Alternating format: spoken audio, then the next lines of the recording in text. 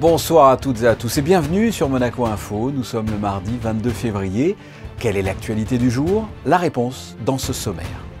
Une rencontre entre deux chefs d'État a eu lieu ce mardi matin. Le prince Albert II a reçu au palais le président serbe.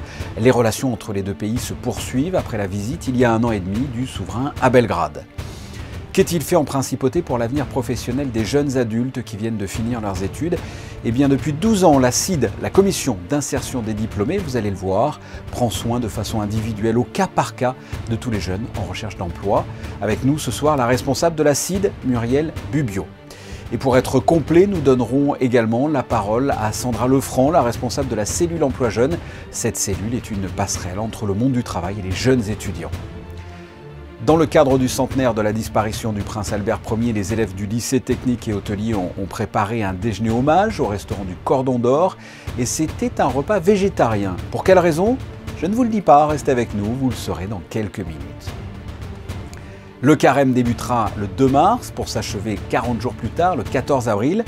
Qu'est-ce que cette tradition chrétienne juste avant Pâques? Petite piqûre de rappel avec l'abbé Christian Venard. Et enfin, coup de projecteur sur un sport insolite que l'on peut pratiquer en principauté. Vous allez le voir, c'est très ludique, le curling. L'événement de ce mardi matin, le souverain vient de recevoir le président de la République de Serbie, Aleksandar Vučić. Une visite officielle qui fait suite à celle effectuée par le prince Albert II en octobre 2020 à Belgrade. Alexandra Pani, Thomas Deus et Sylvain Perumal ont suivi cette rencontre. Voyez leur reportage. Le pavillon serbe flotte dans le ciel monégasque, c'est l'un des honneurs pratiqués lors d'une visite officielle. Le président Aleksandar Vučić est accueilli ce mardi matin en principauté. Le chef d'État serbe a été reçu par le prince Albert II dans la cour d'honneur où ils ont ensemble passé en revue le détachement militaire comme le veut la tradition. Ils se sont ensuite entretenus autour de plusieurs sujets communs. In the future we're gonna get economic teams from Monaco to Belgrade to Serbia. And I believe that we can bring more tourists from our country to your country, and there is a direct flight to be established between Belgrade and Nice in a month to come, and then you'll see more Serbian people here. But we discussed all the other issues. Prince Albert II is a very knowledgeable and a very charming person, and he speaks to everybody in the world, and I had an opportunity to learning many things from him, to understanding the situation in the world better, and I have already given an invitation to him. Des liens diplomatiques et d'amitié entre les deux pays. Cette visite officielle fait suite à celle effectuée par le prince souverain à Belgrade en octobre 2020, où un accord économique avait été établi entre la Chambre de commerce serbe et le Monaco Economic Board. Aujourd'hui, une signature d'accord cadre de coopération a été signée par le ministre des Affaires étrangères Nikola Selaković et son homologue monégasque Isabelle Bero Amadei. Nous avons eu l'occasion de signer un accord de coopération entre les deux pays qui va permettre de rechercher des synergies de nouveau et d'approfondir les liens qui unissent nos deux pays dans des domaines et des sujets d'intérêt commun, à savoir par exemple l'économie, les investissements, l'environnement. Donc tous des domaines qui nous rapprochent et qui permettront de lier de façon plus approfondie des partenariats entre nos deux pays. Perspective de développement économique, touristique mais aussi politique. Depuis 2007, les relations diplomatiques entre la principauté de Monaco et la République de Serbie portent leurs fruits. Une visite officielle qui s'est poursuivie dans la soirée avec la représentation de l'opéra Werther de Jules Massenet dans la salle Garnier. Nous vous retrouvons, Vanessa Dessy. Le gouvernement princier communique comme chaque semaine les chiffres relatifs au dépistage.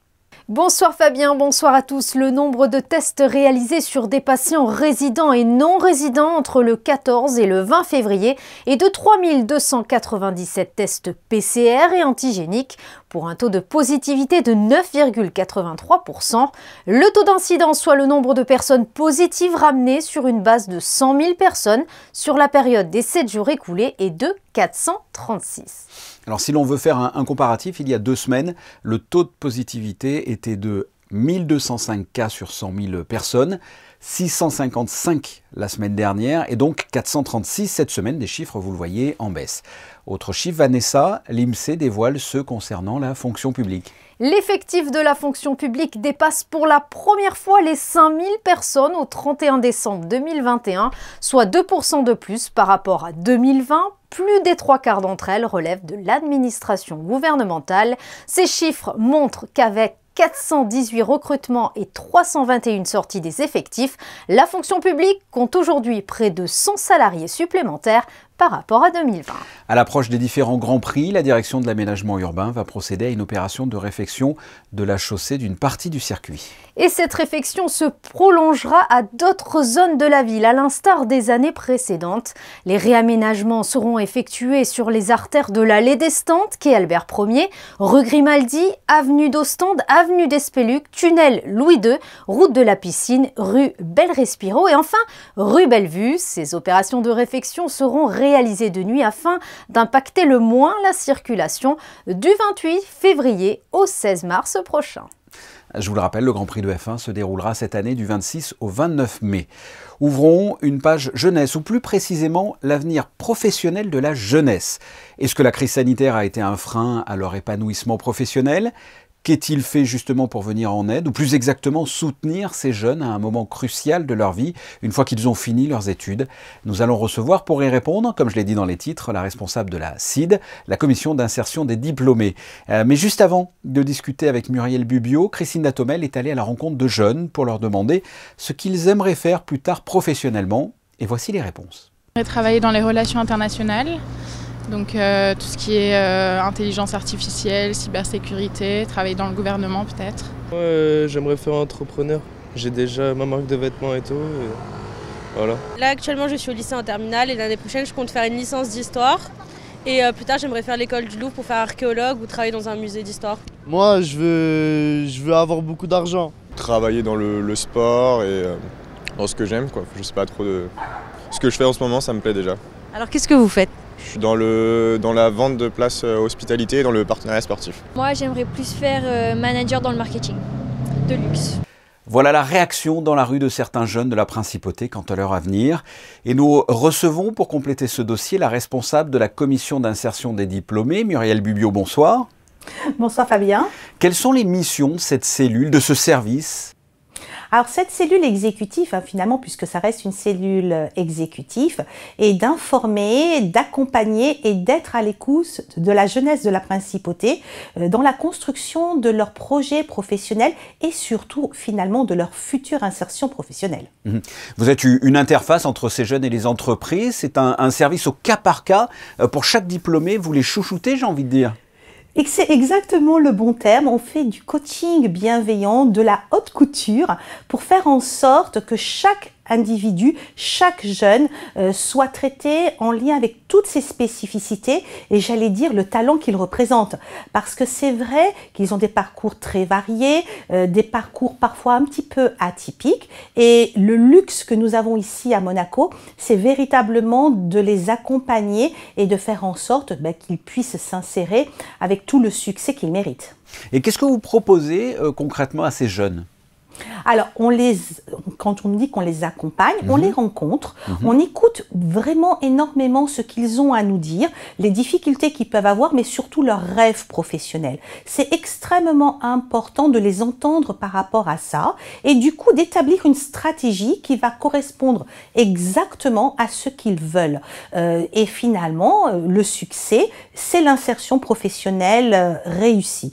Nous sommes plusieurs à les accompagner là-dessus. Ils ont bien évidemment leur école, ils ont bien évidemment leur famille. Il y a également la cellule emploi jeune avec ma collègue Sandra Lefranc qui peut être également un interlocuteur privilégiés. Que l'on va écouter juste après d'ailleurs. Nous sommes là finalement en fil rouge puisque nous les rencontrons dès le lycée et nous les accompagnons jusqu'à leur insertion professionnelle. Donc il n'est pas rare que nous suivions des jeunes, plus de 5 ans finalement, entre la classe de seconde et leur bac plus 5, ce qui fait qu'on a une belle connaissance de leur personnalité, de leurs attentes et on anticipe.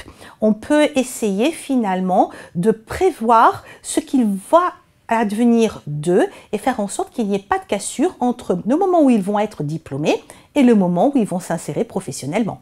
Et combien de jeunes diplômés passent chaque année par votre service à peu près? Avant la crise sanitaire, nous tournions en moyenne à 140 jeunes par an. Depuis la crise sanitaire, nous avons dépassé les 200 jeunes.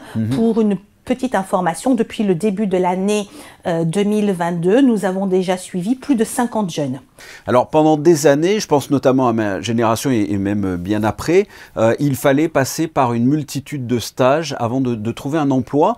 Là c'est la même chose ou ces jeunes trouvent un emploi grâce à vous plus facilement sans forcément passer par 10, 20 stages avant de trouver ce travail? Alors 10, 20 stages, certainement pas. C'est beaucoup. Par contre, ce qui est fondamental, ce stage et les stages qu'ils vont faire, c'est quelque chose d'essentiel parce que c'est la clé pour la découverte du monde professionnel. Et un jeune qui n'a pas effectué de stage au cours de son parcours académique sera pour le coup totalement pénalisé.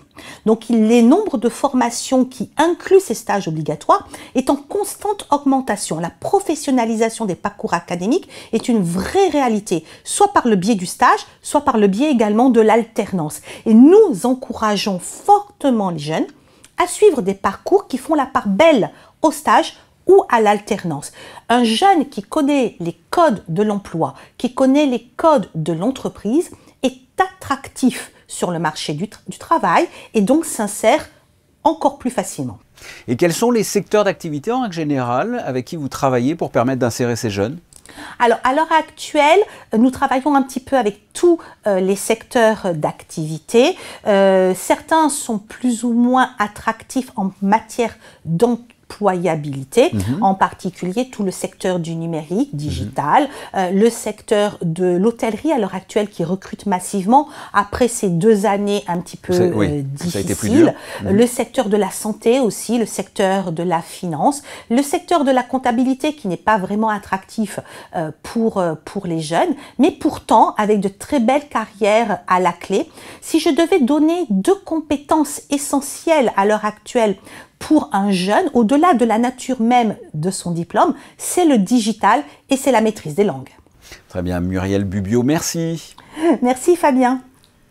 Pour compléter ce dossier sur l'avenir des jeunes, il y a aussi ce que l'on appelle les petits boulots pendant ses études, par exemple. Eh bien, une équipe de Monaco Info s'est rendue à la direction du travail pour y rencontrer Sandra Lefranc, la responsable de la cellule Emploi Jeunes. Alors, quels sont les secteurs qui intéressent particulièrement les adolescents? Y a-t-il beaucoup de demandes et peu de postes? Ou inversement, beaucoup de postes et peu de jeunes? La réponse dans cet entretien. On a plusieurs secteurs qui intéressent les jeunes. On a le marketing, communication, événementiel, même si c'est vrai que l'événementiel est un peu au ralenti depuis ces 2 dernières années. On a également le commerce, que ce soit des postes de vendeurs ou des postes de commerciaux plutôt dans les entreprises. On a tout le secteur administratif et accueil et également le secteur de la finance qui est très porteur en principauté.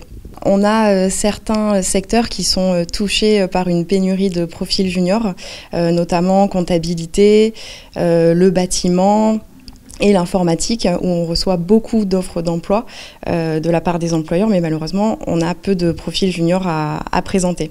Nous pouvons ainsi refermer cette page concernant l'avenir de la jeunesse monégasque. Bien que pas tout à fait, puisque dans le cadre des commémorations du centenaire de la disparition du prince Albert Ier, les élèves du lycée technique et hôtelier de Monaco ont préparé un repas inspiré de la vie du prince explorateur. Un reportage de Dorine Jarnias et Thomas Deus. Donc j'enlève le cercle, je remets au four, encore quelques minutes, et j'aurai la jolie coloration de ma pâte. En cuisine, c'est l'effervescence. La classe de seconde professionnelle prépare ce repas en hommage au prince Albert Ier et a envie de faire plaisir au comité. Ça me rend fier et puis ça donne quelque chose au plat aussi. Ça se dit que vu qu'on va les faire goûter à d'autres personnes, on a envie que ça plaît vraiment et donc on y met du sien. Un repas créé par les élèves mais inspiré de la vie du prince. Aujourd'hui, c'est un repas végétarien puisque Albert Ier avait un cuisinier, à une époque, il avait un cuisinier qui était végétarien, en tout cas qui prônait une cuisine végétarienne, qui avait écrit un livre de recettes d'ailleurs, avec des propositions d'ersatz de viande par exemple. Tout ça, c'était dans une démarche assez saine du prince qui voulait faire en quelque sorte un exploit sportif puisqu'il s'agissait de faire une sorte de traversée de la France en motocyclette. Le chef de cuisine, initiateur du projet, est fier de l'investissement de ses élèves. On les intègre vraiment dans ce projet, c'est-à-dire que c'est eux qui vont faire la recherche, déjà sur les plats végétariens, toute la possibilité qu'on peut faire. Ensuite, il faut qu'il y ait aussi un petit peu un caractère par rapport à la région. Et là, particulièrement, puisque nous avons travaillé avec les jardins d'Aise où on a effectivement des produits magnifiques. Donc le circuit court, ça fait partie de leur enseignement, mais le dire c'est une chose, le faire c'est beaucoup plus important. Les élèves assurent la cuisine, mais aussi le service en salle et présentent leurs plats au comité Albert Ier, content de ce partenariat avec le lycée hôtelier.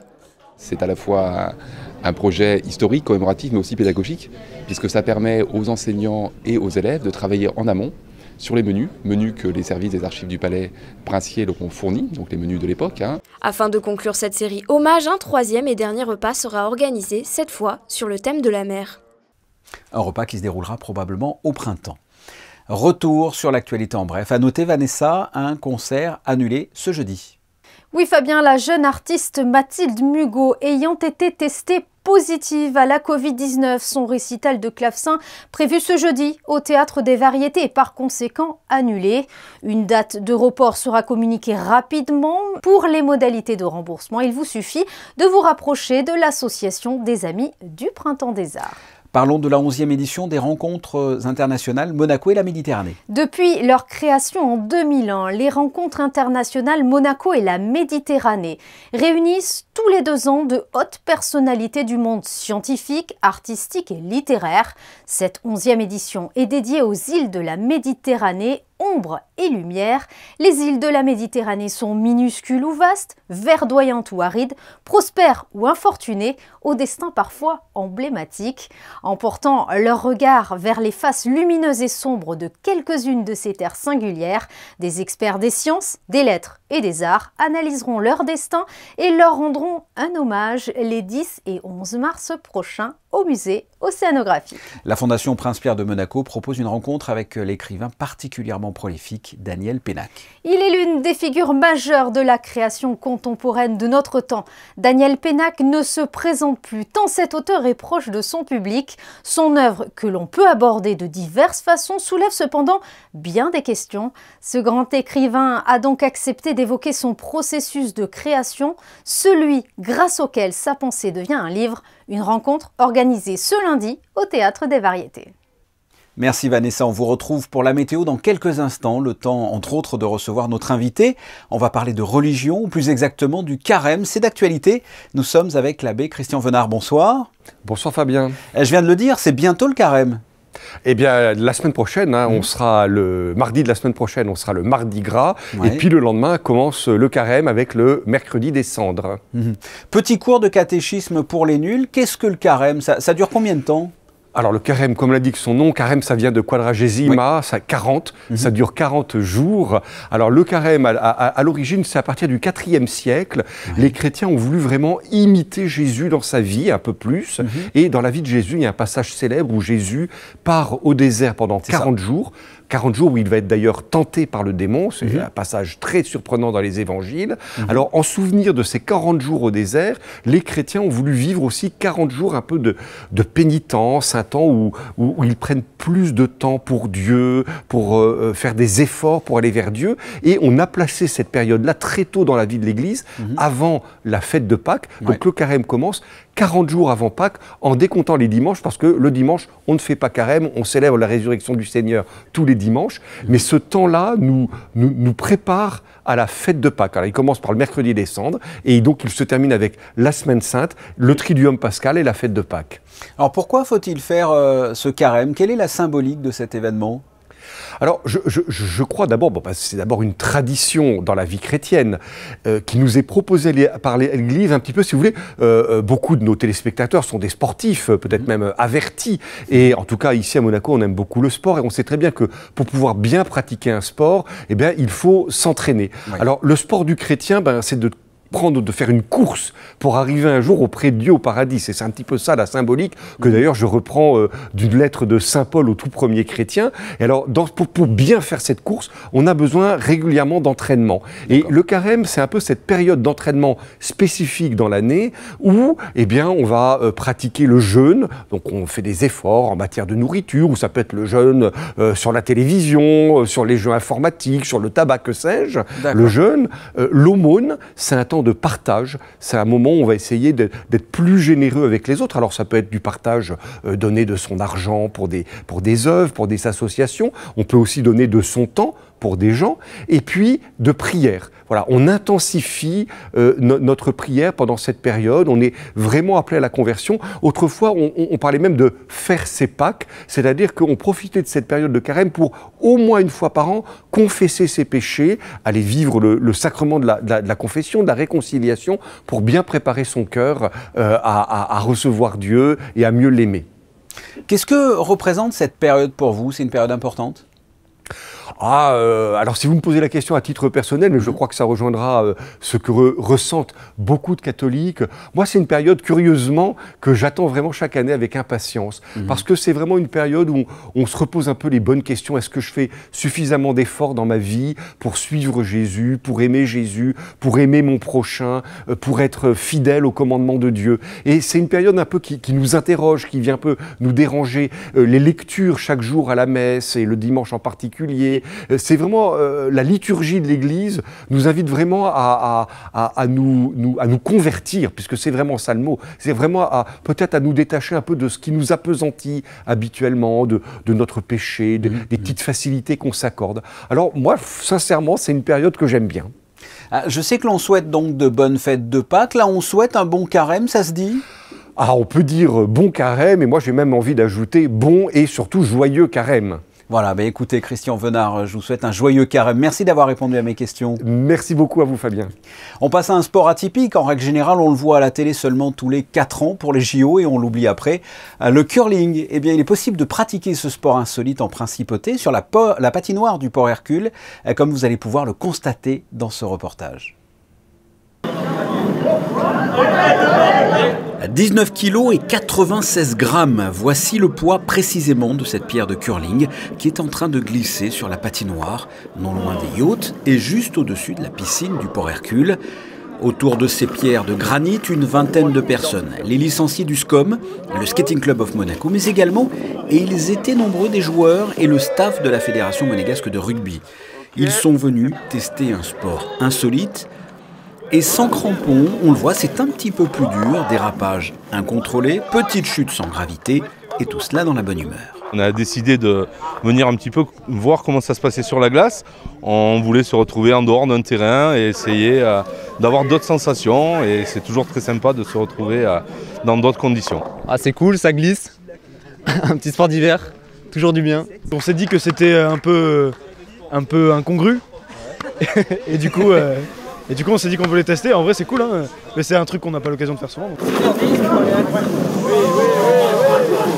Le Skating Club de Monaco propose de pratiquer depuis sa création du patinage et du hockey sur glace, et depuis peu des initiations de curling, un sport de glace insolite en principauté. C'était tout le paradoxe quand le prince avait commencé le bobsleigh. Le bobsleigh à Monaco, c'était quand même quelque chose d'assez rare, presque impressionnant. Et puis finalement, à force de se rapprocher des sports de glace à travers le bobsleigh, maintenant nous avons le hockey, le patinage et le curling. Et la pratique du curling, sport inventé en Écosse, pourrait se développer davantage à Monaco, et ce toute l'année. Les objectifs sont multiples. Déjà, une première étape que l'on va essayer de franchir, c'est de créer une piste permanente dans un parking à Monaco. Et l'année prochaine, d'ailleurs, on fait des initiations comme vous le voyez ce soir, des initiations car le prince souverain a accepté de donner son parrainage au challenge Prince Albert II de curling pour tout ce qui est entreprise et collectivité de la principauté de Monaco. Un challenge inter-entreprise devrait donc voir le jour l'année prochaine. En attendant, pour finir ce reportage, et ça plaît toujours, une dernière gamelle. Un point météo à présent, Vanessa, quelle est la tendance de ce milieu de semaine ? Eh bien, une belle journée ensoleillée nous attend ce mercredi. Les températures resteront au-dessus des normales de saison. Elles iront de 8 à 16 degrés. Le soleil se lèvera à 7h15 et se couchera à 18h11. Et nous fêterons les Lazars. La Saint-Lazare demain donc, mais aujourd'hui nous célébrons les Isabelles et c'est également la journée mondiale du scoutisme. L'occasion pour nous de clore ce journal avec quelques photos de scouts de Monaco qui tout au long de l'année œuvrent pour le bien d'autrui avec des valeurs telles que le respect, la solidarité et l'entraide. Demain est un autre jour et ce sera, et c'est véridique, la journée mondiale des biscuits pour chiens. Pourquoi pas? Avec ou sans biscuits, on se retrouve demain, même heure. À très bientôt. Au revoir.